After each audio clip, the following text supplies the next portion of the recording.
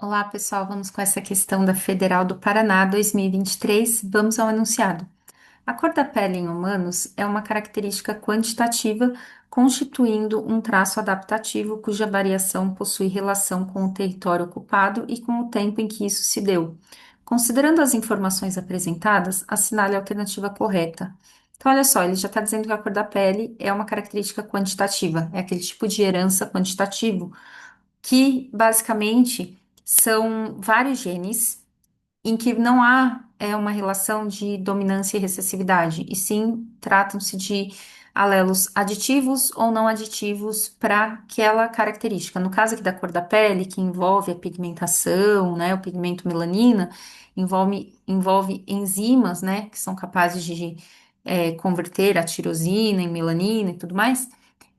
Quanto mais genes que responsáveis pela produção dessas enzimas, mais deposição de melanina e mais escura vai ser a pele, né? No entanto, uma coisa importante de quando se trata de herança quantitativa é que o ambiente também exerce uma forte influência, né? No caso da cor da pele, a exposição ao sol, até a alimentação, né? Beta-caroteno, que é precursor da vitamina A, também tem influência sobre essa característica. Muito bem. Então, uma vez que a gente já entendeu que a cor da pele é um tipo de herança quantitativa, vamos analisar aqui as alternativas para assinalar a única correta. A. Considerando a distribuição de uma característica quantitativa em uma população, a maioria dos indivíduos irá se concentrar nos extremos de uma curva normal e poucos indivíduos irão se concentrar no centro da curva. Por isso eu trouxe a curva, né? Então, essa curva normal, também chamada de curva de Gauss, ela expressa aqui a herança quantitativa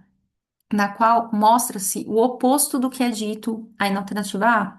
Nos extremos, você vai ter uma menor quantidade de pessoas naqueles extremos, tá? Então, no caso de cor da pele, o extremo para a cor clara seria ter mais alelos não aditivos, né? Então, ter menos da enzima, ter menos do pigmento melanino. E o outro extremo, que é ter a pele extremamente escura, é você ter o máximo de alelos aditivos, e com isso ter uma quantidade maior de enzima, uma quantidade maior de melanina. Na verdade, a gente tem aqui, nessa curva normal, né, algo que é contínuo, né? Então, você vai tendo essa característica de forma contínua e você vê que concentra uma maior quantidade de pessoas com a característica com fenótipo intermediário, que é o que a gente diz. Então, aqui é a expressividade mínima do fenótipo, a expressividade máxima, né, os dois extremos, e aqui a expressividade média é onde você tem o maior número de indivíduos. Então, aqui ele diz o oposto. Ele diz que a maioria dos indivíduos irá se concentrar nos extremos de uma curva normal e poucos indivíduos irão se concentrar no centro da curva. É o inverso. Muitos indivíduos no centro da curva e poucos nos extremos. Então, a A está errada. B. Fenótipos quantitativos variam muito em uma população devido à interação de recessividade e dominância entre um par de alelos de um gene que controla a característica. Não, fenótipos quantitativos realmente variam muito em uma população. Ó, você tem uma coisa gradual, né? Muitos nuances, né? Muitos fenótipos diferentes, mas não é uma interação de recessividade e dominância, como eu disse no início, é de alelos serem aditivos e não aditivos, tá?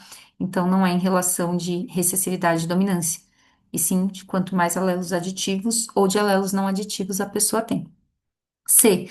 A grande variação fenotípica das características quantitativas se deve em parte a uma base genética poligênica.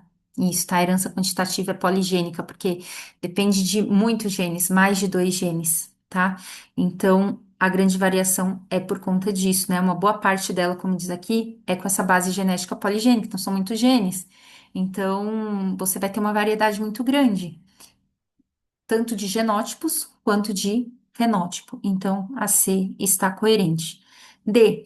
Em uma população, as características qualitativas em comparação às quantitativas são as mais frequentes, já que as características podem ser facilmente distinguidas em classes, como, por exemplo, a estatura dos indivíduos. Gente, essa história de característica qualitativa em comparação às quantitativas, não existe isso, tá? A gente chama de herança quantitativa justamente porque é poligênica e porque envolve genes aditivos e genes não aditivos. Não tem essa diferenciação que ele tenta fazer aqui de características qualitativas e características quantitativas, tá? E dizer que as características qualitativas são as mais frequentes, já que as características podem ser facilmente distinguidas em classe. Aqui é aquele tipo de alternativa que não diz nada com nada, tá? Basicamente é isso. E as características quantitativas possuem padrões de herança definidos que podem ser obtidos a partir de cruzamentos mendelianos. Não tem, tá? Ela não tem esses padrões de herança definitivos, ela é bem variada porque ela é poligênica, envolve vários genes e não pode ser obtida a partir de cruzamentos mendelianos.